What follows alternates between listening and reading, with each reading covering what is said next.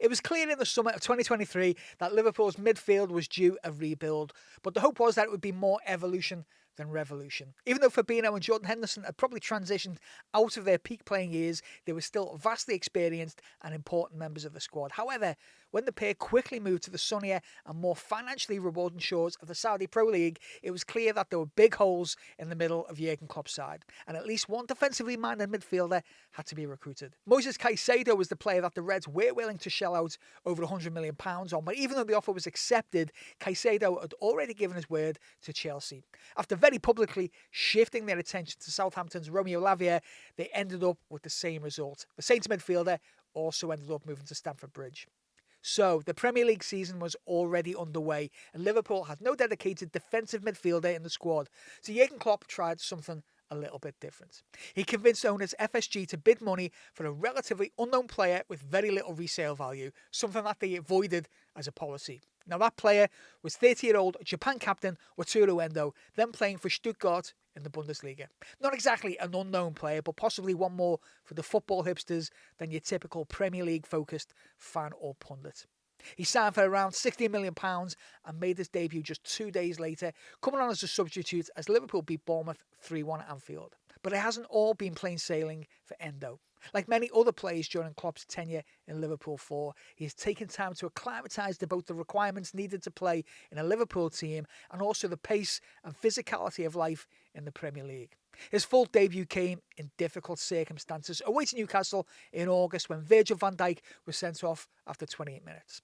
Liverpool went on to win the game due to an injury time winner for Darwin Núñez, but it's fair to say that Endo struggled to impose himself here, being replaced by Harvey Elliott, and he would go on to play only 30 minutes of Premier League football from the 3rd of September to the 5th of November.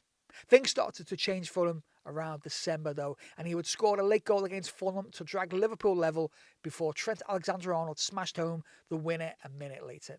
Even though Endo only came off the bench on 83 minutes, he looked more assured, and it was a display of confidence in him that Jurgen Klopp threw him into the game with the Reds chasing a goal.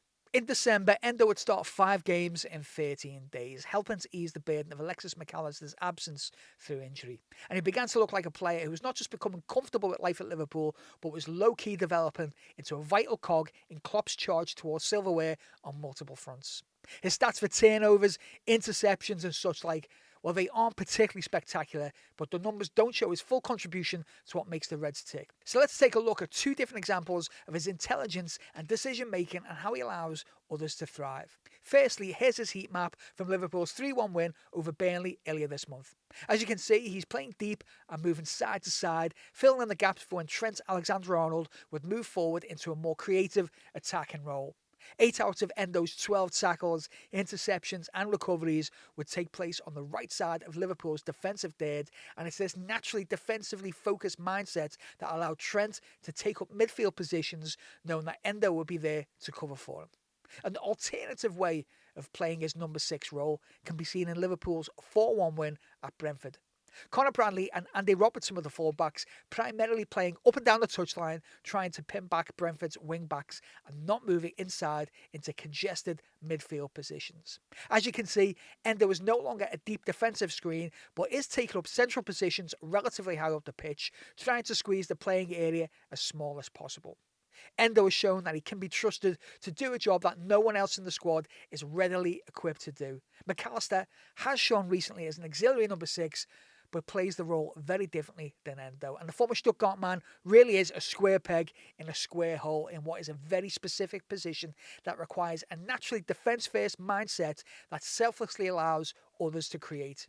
Now, if Liverpool are to go on and win silverware this season, then the decisive nature in securing Waturu Endo and the football bravery it took from both parties will be a vital part of it.